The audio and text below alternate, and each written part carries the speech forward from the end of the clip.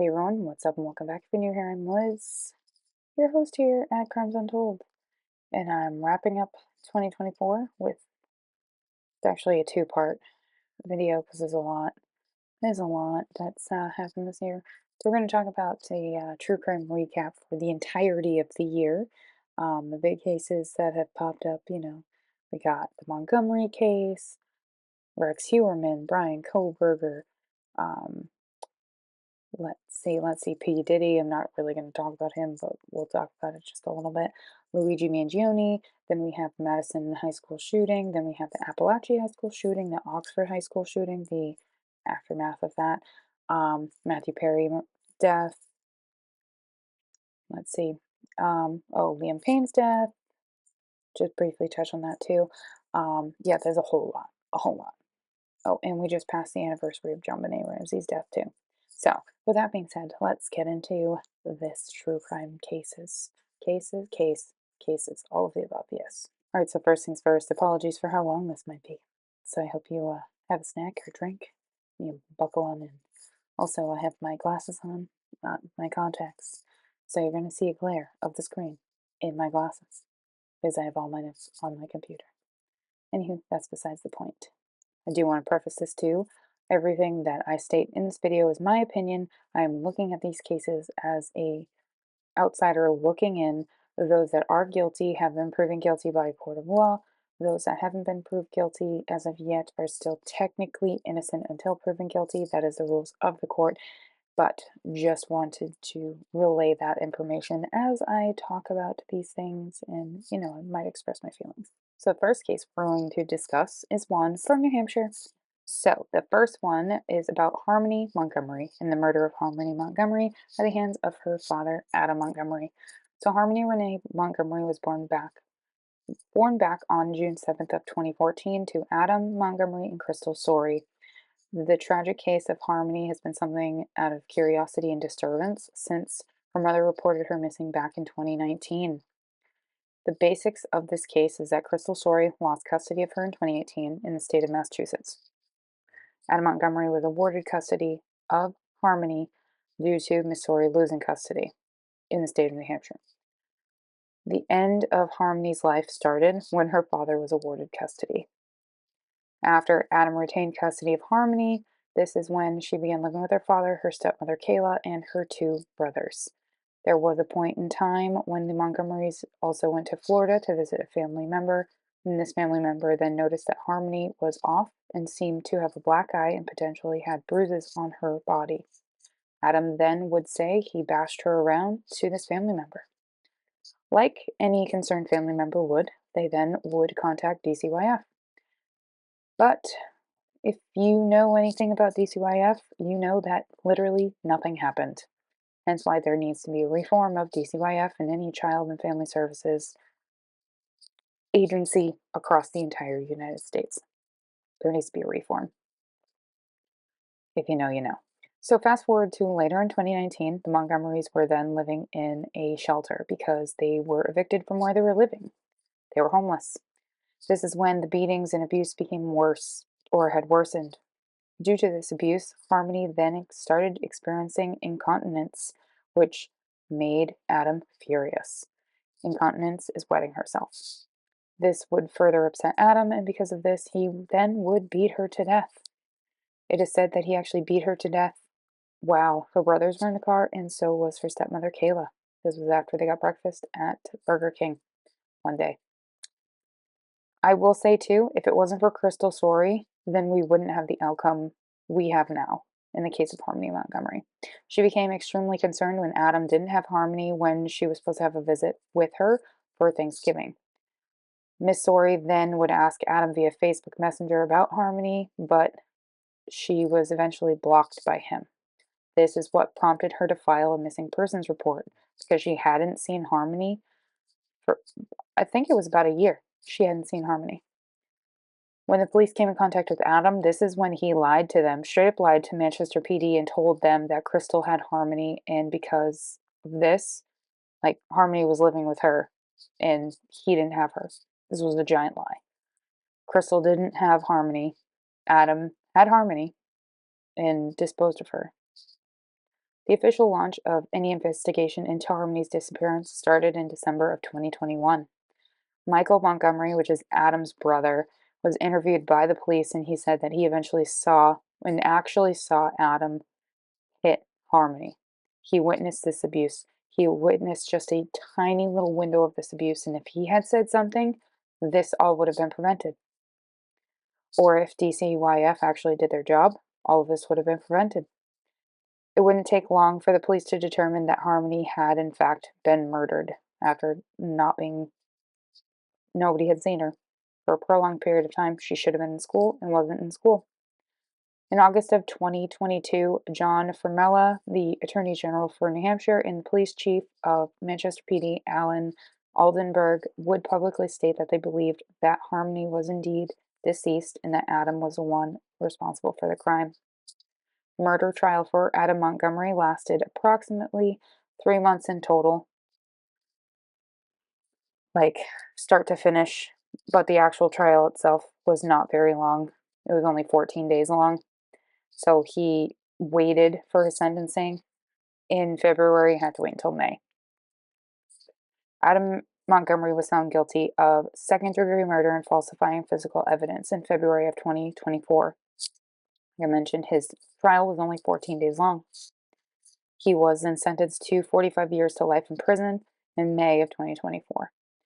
He also was already in prison at the time for unrelated weapons charges during the time of this trial.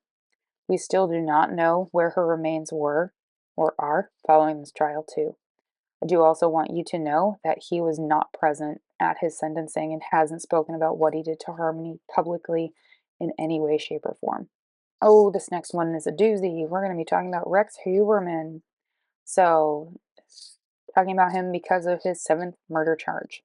Following the initial, Gilgo 4, then adding 2 more, and now we're at lucky number 7 out of 11. Rex Huberman, also known as the Gilgo Beach serial killer, also known as the Manorville butcher, also known as the Craigslist slayer, has been charged officially with a 7th killing. Victim number 7 is believed to be that of 24-year-old Valerie Mack from New Jersey. She was an escort or was working as one in Philadelphia back in 2000. However, her remains were found in Manorville, Long Island, in 2000. Well, partially part of her. She was known for the longest time as Jane Doe number 6, and in 2010, more of her remains were discovered in Gilgo Beach. What we know about how and why he's been linked to this case is due to various things. One is the hairs found near the severed wrists of Mack's remains. Those were biologically related to that of his wife, Asa Elrup, and a sample from his daughter. They matched them. Also, with the findings submitted in the court, there was also imagery revealing his liking of sexual torture and pornographic imagery of this found on several devices, several electronic devices that were among his possessions. These bindings that were depicted in the images are also similar to those found on the remains that belong to Mack and also to the others found at the dump site. Also within documentation that was presented in a courtroom shows a document in which Huberman planned to go to a dump site.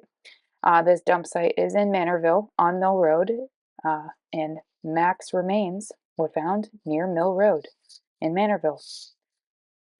Another interesting thing is that Huberman contacted a plumbing company to help with the pipes in his home because they were draining improperly.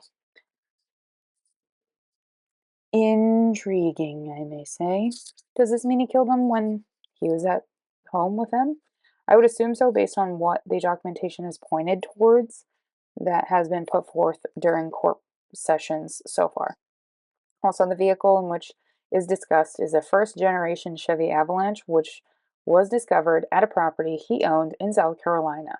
He was just sitting there, just there. This is talked about with one of our victims. Also, it's important to know that his wife, Asa Elderup, would take their kids, so their daughter together and his stepson, to visit her family, which is in Iceland, during the summer. This would give him ample time to be by himself, which gave him the time to find, contact, to procure, and murder all of the women that are involved in this, or any of his potential victims. It is believed that there was a similar device used on Mac, uh, like to dismember, that was used to dismember Jessica Taylor within the Hewerman home, and most of the murders occurred in his home as well. Also, with the DNA evidence on Mac's remains, this helps with placement either in his car or in his home because of the genetic details basically that were there. It was hairs. Hairs belonging to his wife and his daughter, found on this victim, attached to this victim. So it's either in his home or in his car, which is somewhere that both of them would be. Another thing that was present was a planning document. So this document allegedly describes, it's like a specific blueprint on how to get away with murder. This includes what you do during and after. It also included the removal of tattoos on a victim as well, which is believed to be something that he did to the remains of Valerie Mack. It was also presented that Hewerman had clippings of reports in which talks about these killings and the possibility of a serial killer in or near Gilgo Beach since the discovery of these remains around 1983 to 2011. This is something that serial killers thrive with. They love seeing their toys being found. They love it. So they like to keep things that reminds them of the things that, they took away from people. They took these people's lives. Yeah, we're going to keep some newspaper clippings and some media clippings. So that's what they found. They found all of that he had in his home. In his home, of all places. Like, dude, you can't think of a better place to put this stuff. I mean, I would. If I was a potential serial killer, I would hide it away, but no. He left his wide open. Anywho, I digress. It is also known and not released in it's also a known and not released detail about, and well, now it's released, about the type of woman that this serial killer was fond of. That type was somebody that was 5 feet or shorter, about 100 pounds, and very small framed. A very specific type that this man wanted. So he stands accused of quite a bit of murders. We have that of Amber Lynn Costello, Megan Waterman, Melissa Bartholomew, Maureen Brainard Barnes, Sandra Castilla, Jessica Taylor, and Valerie Mack. There are also 4 others that he potentially could be charged in connection to the murders of. It's that of Karen Vergata, Shannon Gilbert, and then 2 unidentified persons, one being an Asian, biologically male, but more than likely it's transgendered woman, and a unidentified female toddler. So let's kind of talk about these people, shall we? So we have Amber Lynn Costello, found December 11th of 2010. She was an escort who was living in Long Island during the time that she disappeared. So she was contacted by a burner phone in which she left her home and she never returned. So her client is described as an ogre-like man who drove a first-generation Chevy Avalanche. Ding, ding, ding, ding, ding. Amber's roommate, his name is Dave Schaller, said that Amber was offered $1,500 for the, no, yeah, $1,500, $5,500, one or the other, which for the night, which is 6 times the amount that she would charge per hour.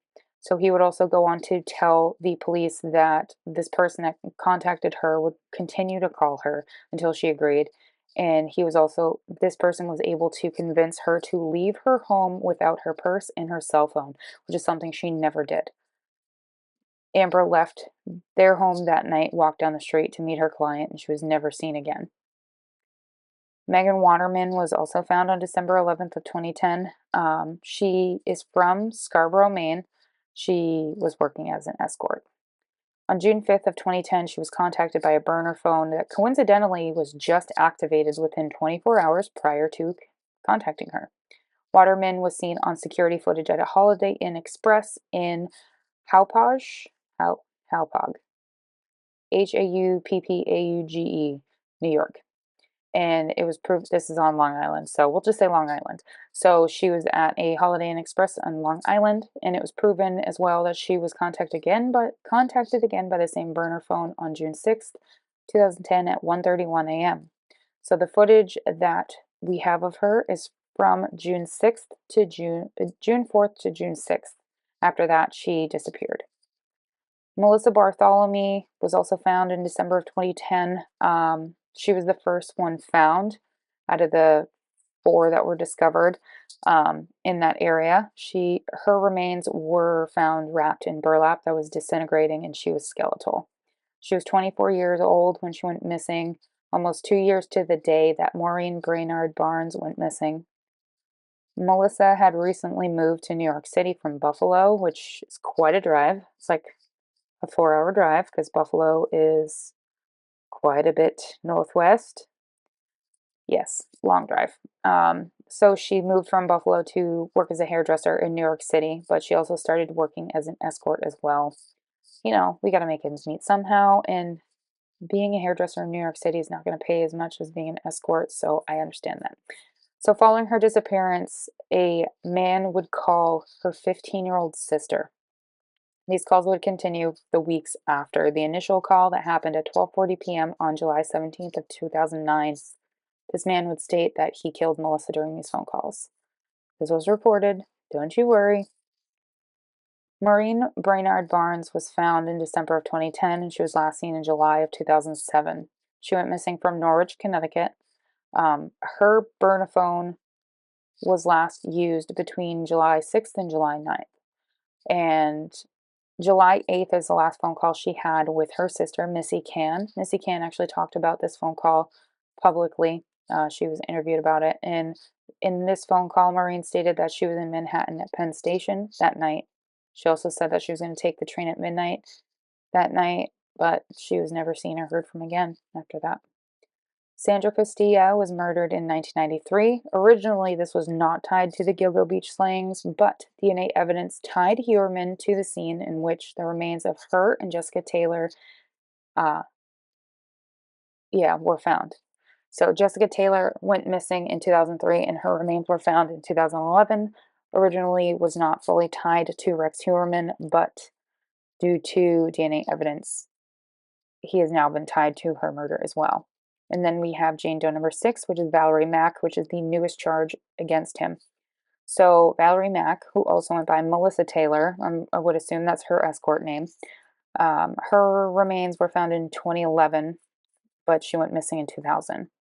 It was shown that he was linked to these murders due to his use of a burner phone, the description of his truck, and his planning blueprints, DNA, and various internet searches he made. This obviously, with the discovery of the images that were on his devices, it shows kind of a slam dunk with this case. But there's still 4 that he's possibly connected to, which I talked about. We have Karen Vergata, which is Jane Doe number 7. Her skull was found, and the skull was believed to belong to an escort that went missing in 1996, and it was genealogically determined that it was her. Shannon Gilbert went missing in May of 2010. She was last heard from when she called 911, and this is a 23-minute phone call in which she stated, "They're trying to kill me." Her remains were found in Oak Beach, which is different from Gilgo Beach, on December 13th of 2011. Then we have the 2 unidentifieds. We have the unidentified Asian person who was found in April of 2011, which is biologically male, of Asian descent, dressed in feminine clothing, which is more than likely a transgendered woman, still not identified. And then we have the unidentified female toddler. This one is interesting. So there was also an unidentified female that was found on Fire Island, 6 miles away from this crime scene. That person was identified as Peaches, and Peaches is actually the mother of this unidentified female toddler. Very strange. But all of this is still in progress, in the works, and I'm sure we're going to find out more after this. Next, we're going to talk about everybody's favorite person, Bryan Kohberger. Oh, Mr. Kohberger, the man that waived his right to a speedy trial. Yeah, It hasn't started yet due to that. Obviously, we know he is the assailant of the Moscow murders of the 4 college students. Moscow, however you want to say it. I live in New England. I pronounce things different than everybody else, so you're welcome. Anywho, besides the point. So there's another case in which it seemed that he was tied to. He was being investigated in connection to an invasion of a home about 10 miles away from the home in which the murders of the 4 college students would transpire just a year in the future. This happened in Pullman, Washington. So it seemed that this person was wearing a ski mask and had a knife. This person involved the person that saw this, that witnessed this. So our victim said it was around 3:30 in the morning and the intruder entered her bedroom. When this person entered the room, she kicked the person in the stomach. This person then fell into the closet and then ran out of the room and up the stairs. There is absolutely no evidence found at the scene of a break-in or anybody involved in this. The victim also said that this person was extremely quiet the whole time, and her roommates are the ones that called the cops. So something that differs though is that this woman said that the person that broke in is 5 feet 5 inches tall. Brian Kohberger is 6 feet tall. He's or over 6 feet tall. He's a big dude. Um, so yeah, it was mentioned by the Pullman Police Department that they don't believe that Brian Kohberger is the assailant in this, and yeah, yeah. But there is speculation that his defense will try and use this in a way to raise doubt when it comes to the investigation of the Moscow murders. Because of the way that the investigations have been conducted on behalf of the murder case and on behalf of this invasion case. That is still ongoing at this time. All right, now we're going to talk about my favorite parents of the year, the Crumbly parents. Yes, James and Jennifer Crumbly. So you see, Ethan Crumbly, their son, was convicted in connection to the Oxford High School shootings. Ethan Crumbly was 15 years old at the time. 15. Yeah, you heard that. 15. We have a shooter that's younger than this that I'm going to be talking about too, so just wait. The Oxford High School shooting perpetrator, like I just mentioned, was 15 at the time, and he was armed with a 9mm semi-automatic Sig Sauer handgun. He opened fire in his high school in Oxford, Michigan. This resulted in the deaths of 4 and wounded 7 others. Ethan was tried as an adult for 24 crimes, for 24 charges. He was found guilty on all charges, which included terrorism and murder. He was sentenced to life without parole and an additional 24 years. This happened in December of 2023. I also did a video on this. I could probably link it down below. But I also did a video on his parents too. Multiple videos on his parents because I can't stand his mother. Anywho, that's besides the point. But it's not him I want to focus on. It's his parents, Jennifer and James Crumbly. Parents of the year. They were both charged, tried, and convicted of involuntary manslaughter. The main reason is failing to secure the firearm that was used in the shooting, failing to cooperate, and this ended up with them being subjects of a manhunt by the U.S. Marshals. Wow, parents of the year. These were the first parents in the history of the United States in which were tried for the actions of their child, the school shooter. They were sentenced jointly on April 9th of 2024. The sentence that they were given is 15 years in prison with parole after 10 years. I don't think that's fair, but you know what? Justice is being served somehow, I guess. All right, now to the day that my heart broke. On April 28th of 2023, Matthew Perry was found unresponsive in his hot tub in his LA home. He was pronounced dead and he was only 54 years old at the time of his death. It was determined that he had died due to acute effects of ketamine. It was this in which the federal investigators attached to this case would look into the ketamine and which was a part of his death. This would lead them to the arrest of the following. Josephine Sagha, who is the ketamine queen, she has pled not guilty to all charges, and she is the one that sold ketamine to Eric Fleming in mid-October of 2023. Then we have Dr. Salvador Plasencia, who pled not guilty to all charges, helped supply Perry with ketamine, learned of Perry wanting to purchase the ketamine, and reached out to Chavez, which is Dr. Mark Chavez. We're going to talk about him next. Hence why Dr. Chavez never met Perry. Plasencia taught Iwamasa, which is Perry's personal assistant, how to dose Perry after purchasing said ketamine. Dr. Mark Chavez reached a plea deal with prosecution. He's the one that helped Perry with ketamine, or helped Slime with ketamine. Never met him, but gave the ketamine meant for Perry to Dr. Placentia. He also worked for a clinic in which does ketamine therapy, in which was spoken about as a source of treatment for Matthew Perry that he was undergoing due to his addiction battle. So he was getting ketamine prescribed to him already without having the extra ketamine. Then we have Kenneth Iwamasa. I think that's how you say his last name. This is Perry's personal assistant for over 25 years and also person who lived with him. He reached a plea deal with prosecution. He injected Perry with a ketamine dose that killed him. He also injected him in the last week of his life 27 shots of ketamine. 27. That's a lot. The day of his death, too, he gave him a shot at 8:30 in the morning and 12:45 and then one around 1:30 in the afternoon. This is the one in which Iwamasa said Perry asked for a big one. Big one.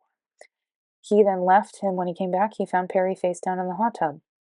Iwamasa then went on to tell investigators when he was speaking to them because of the plea agreement that he cleaned up the whole scene for any that there wouldn't be any indication that there was drugs at the scene.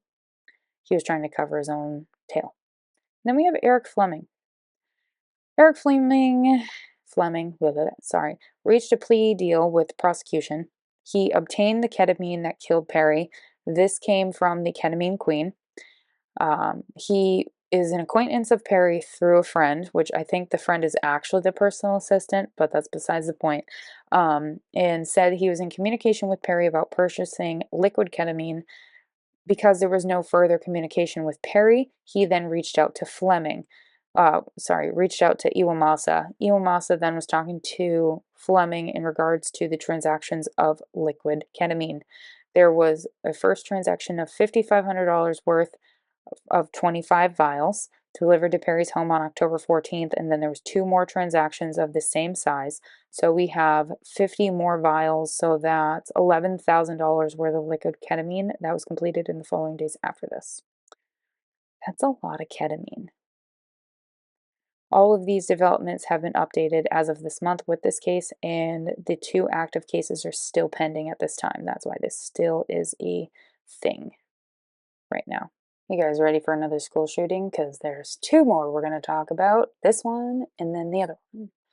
So, first one, the Appalachia High School shooting involving Colt Gray, 14-year-old, who killed 4. So 14-year-old Colt Gray was indicted on 55 charges, in which included 4 charges of malice murder and felony murder. His father, Colin Gray, has also been indicted of 29 charges. This includes 2 charges of second-degree murder. So following these indictments, both have pled not guilty to all of these charges. Surprise, surprise. So, like that of the Oxford High School shooting, well, what followed with the parents? The same is happening with Colin Gray. He failed to withhold the firearm in which would be the apparatus that killed 4 in the Appalachia High School shooting.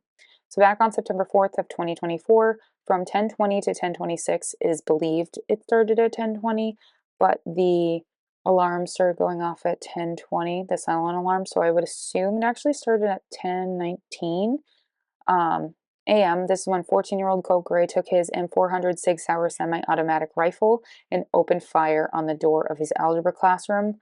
After a fellow student saw him with a gun, you see what initially happened. I'm going to go into like the before this so you know exactly what happened. So what initially started this is his mom called the school and warned them that something was going to happen, that there was an extreme emergency to find her son and detain him, basically. Colt Gray asked his teacher during his first period what the school would do if there was a shooting. His teacher then would report the comment via an email to other staff, but it wasn't sent to his algebra teacher. I don't understand why it wouldn't be, but it wasn't. At 9:42 a.m., this is when he texted his dad saying that it's not his fault and that he wasn't to blame for anything. At 3 minutes later, he left his room with his backpack, like his algebra classroom, to go to the bathroom. What a lot of students don't realize is that now there's safety doors on all these classrooms. So when you leave a room, there's an automatic lock on them. So this door indeed had an automatic lock on it, so when it's shut, it's locked. It's a safety mechanism on most of the doors in schools now, so that the students are not they're not aware of this because they barely pay attention to the things that are happening around them. Really think they're going to pay attention to a safety door? So when he went into the bathroom in J Hall, this is when he was in a stall and he put on some yellow gloves and he took off his took out his gun that was wrapped in a poster board around his waist. Yeah, he also had his backpack on him as well. Um, he would leave the bathroom looking like this. 10:02, this is when he texted his mom, simply, "I'm sorry." School then would have resource officers look for Gray and found a student with similar last name, same last name, similar first name to our assailant and spoke to this person. They then realized, well, shit, I have the wrong student. 10:18, this is when Colt Gray's mom would text her ex-husband and tell him that they're going to need you at the school. Literally minutes before the shooting happened. So like I mentioned at 10:20 or 10:19, this is when Colt Gray goes back to his algebra classroom and he knocks on the door to let him back in. A student in the classroom sees him with a gun and says, no, he has a gun. He then re-asks to be let in and the teacher doesn't let him in. This is when he opens fire. So he opens fire into the classroom through the door that he was in and that of a nearby classroom, in which would kill one so far. Gray then would run down the hall and continue to shoot. At this time, multiple teachers within the vicinity would then hit their panic buttons on their IDs, in which started a lockdown procedure for the shooting. This is when all the smart boards in the classes would have the words hard lockdown in red lettering, and they would be silent. So all you would see is the letters hard lockdown. It's really cool how they do this because I've seen it with some of the things that I do outside of doing this and all this jazz and Alice training and all that jazz. Anywho, besides the point. So it was also reported that someone was banging on the doors and that when they weren't let in, this is when more shots were fired. Responders following the alert of the shooting arrived within minutes, and school resource officers were the ones that actually apprehended Colt Gray and he surrendered to them. I'm surprised he surrendered so fast to them, but because of his age and how depraved this is, I understand actually. 2 teachers and 2 students were killed, 9 were injured. I've discussed this case in before, in which I will link it in a card, but there is more to the backstory of Colt Gray that hints at also the joining of Adam Lanza, in which is another school shooter and a very troublesome upbringing on the behalf of Colt Gray. All right, P. Diddy was arrested for sex trafficking. All the baby oil. More baby oil than Saudi Arabia, and a lot of gross things. That's all I'm going to tell you, because the whole thing just sickens me. He's also in the same prison as Luigi Mangione, who I will talk about later. All right, everybody's sweethearts now, the Menendez brothers. They're fighting for their freedom. There's been a habeas corpus petition filed in regards to new evidence that should have been involved in their trial when they were found guilty in regards to the murders of their parents, Jose and Kitty Menendez. So this evidence was testimony by Roy Rosello, a member of Menudo, which is a band in which Jose managed. And in this testimony, it depicts the rape he endured at the hands of Jose Menendez. Second piece is a handwritten letter by Eric to his cousin in which he talks about the abuse that he endured from his father. Yes. With this petition, the defense on behalf of the Menendez brothers has requested clemency, which could mean commuting the sentence given to them or granting a potential pardon with this crime. If they commute the sentence, that means they will be eligible for parole and potential resentencing that was offered up by the Los Angeles County District's Office. The boys have spent, I should say men, because they're not boys anymore, the men have spent 30 years in jail. We're supposed to have a hearing on December 11th before this year's end, but it will have to wait until January 30th, 2025. If they are resentenced, that means they will have already completed the time served for being up for parole, in which they would just have to be deemed fit to be eligible for parole at that point. So that's actually going to wrap up part one of this video. I have, let's see, the Delphi murder, Brian Thompson's murder, which is Luigi Mangione, Chris Watts, the Madison Christian school shooting, let's see, Ruby Frankie, everything about them, crazy, and the John Benet Ramsey case that I'm going to touch on a little bit in part two. So I hope you guys enjoyed, and I'll see you guys in the second part. Bye.